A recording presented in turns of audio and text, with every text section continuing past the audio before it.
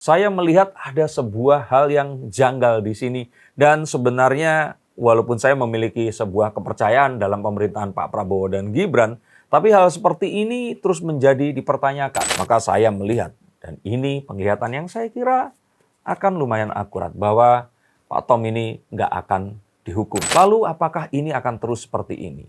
Apakah seseorang yang cemerlang akan terus dihalang-halangi untuk maju?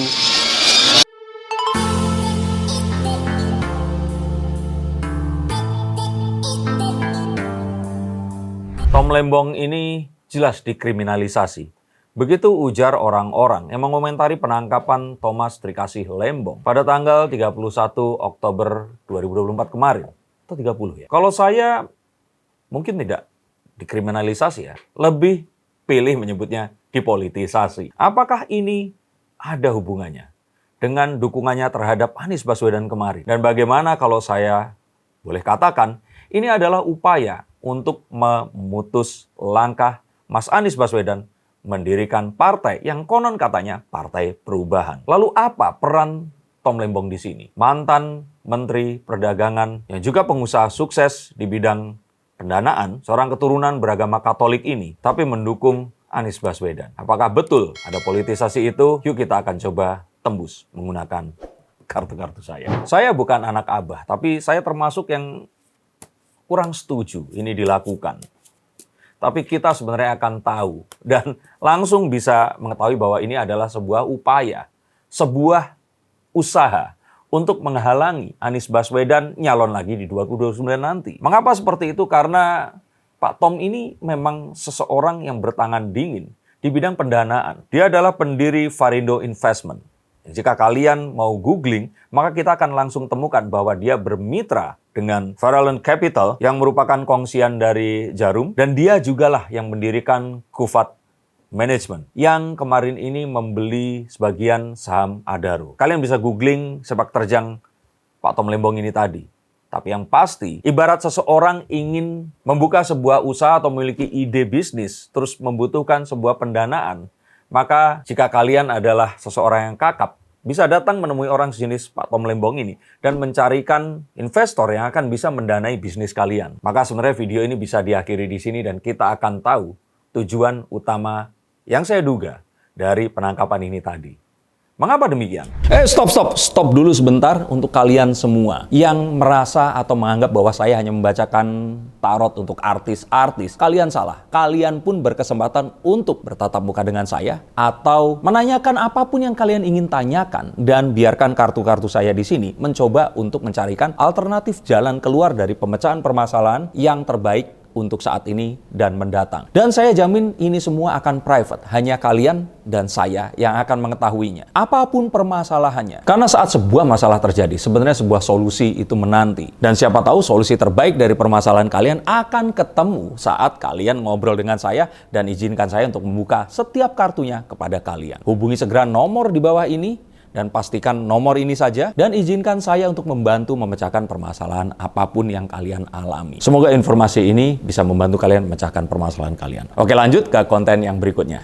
Yuk. Ini bukan jenis korupsi yang terus kemudian uangnya itu bisa diambil dan dinikmati. Saya melihat ada sebuah hal yang janggal di sini dan sebenarnya walaupun saya memiliki sebuah kepercayaan dalam pemerintahan Pak Prabowo dan Gibran, tapi hal seperti ini terus menjadi dipertanyakan. Karena saya merasa bahwa penegakan hukumnya mungkin bisa jadi ini kurang dari 20%. Sisanya ini adalah mixture atau campuran antara persaingan bisnis dan politik belaka. Apalagi jika kita telusuri dan mencoba mencari tahu bahwa sponsor terbesar Formula E yang digadang Mas Anies saat menjabat sebagai Gubernur DKI Jakarta kemarin, ini adalah Gula Fit.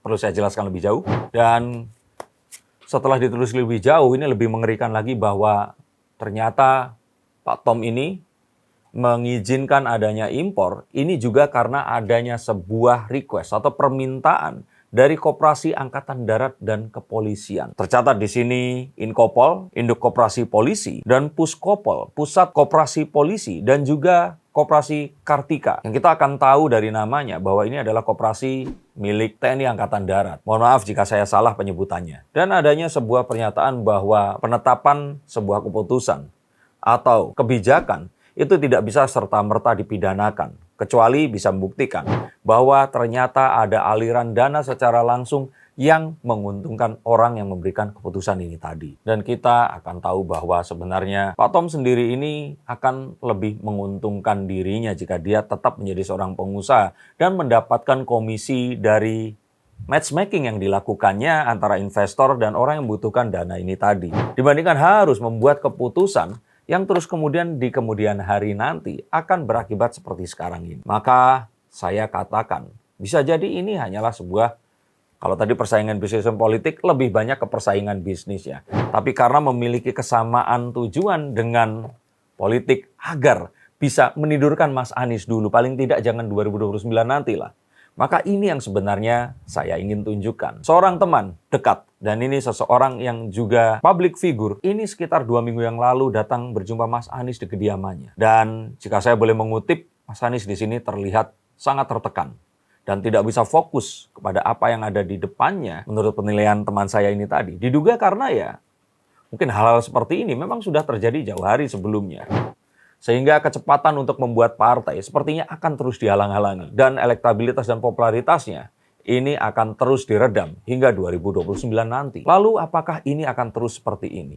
Apakah seseorang yang cemerlang akan terus dihalang-halangi untuk maju ke kontestasi yang berikutnya? Saya pikir ini semua sebenarnya bisa dibicarakan. Dan politik sebenarnya tidak ada yang namanya teman dan lawan yang abadi. Maka saya kira ada baiknya secara senyap Mas Anies ini ketemu dengan orang-orang di pemerintahan dan mencoba untuk melakukan ya obrolan apa yang bisa dilakukan agar ini semua bisa terjadi kesepakatan. Karena jika kalian ingin menyimak, saya sempat ngobrol bersama dengan guru Gembul yang menanyakan terhadap saya mengapa saya terlihat mendukung rezim seperti Jokowi dan kali ini Prabowo dan Gibran meskipun banyak hal-hal yang dipertanyakan saat mereka menuju ke pemilihan kemarin dan pemenangannya. Ini semua saya lakukan karena kita tidak mungkin harus mencari-cari lagi nilai yang akan lebih baik. Men-setback ini mengatur kembali dari nol.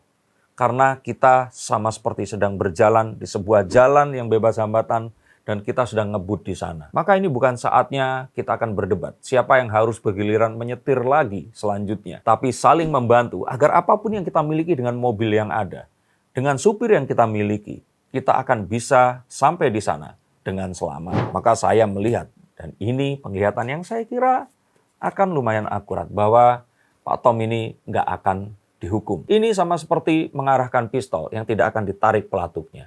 Tetapi kita akan tahu bahwa jika orang ini macam-macam, maka mungkin bukan pistol yang akan ditunjukkan, tapi senapan mesin yang akan bisa membabat semua yang ada di belakangnya. Tapi apakah harus seperti itu? Saya pikir inilah kejamnya politik dan bisnis yang mulai menyerempet ke politik. Dan sekali lagi ini saya katakan bahwa ini adalah penglihatan dari kartu saya. Apakah benar atau tidak kita tunggu waktu di mana kita akan melihat ini nanti. Tapi saya kira untuk orang-orang yang ada di dalamnya, mereka pasti sudah cukup mengetahui resiko yang dihadapinya. Untuk kalian yang ingin dibacakan kartunya silahkan hubungi nomor di bawah sini. Silahkan karena saya akan membaca kartu untuk kalian tidak hanya para artis dan public figure untuk mengetahui jalan yang terbaik dalam setiap permasalahan kalian. Terima kasih, sampai jumpa dan salam.